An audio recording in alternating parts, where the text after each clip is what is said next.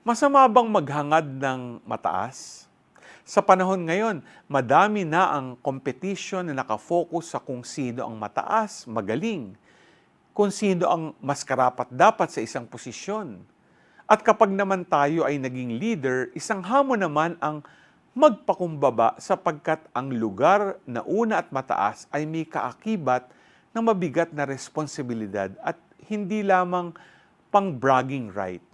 Kaya naman ito ang hamon sa atin ngayon ng ating gospel. Sabi nga, if anyone wishes to be first, he shall be the last of all and the servant of all.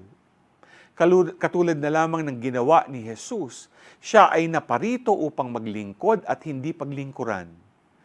Maging mapagpakumbaba nang sa gayon ay maging tulad tayo ni Kristo na tunay na naglingkod sa ating kapwa. G ka ba?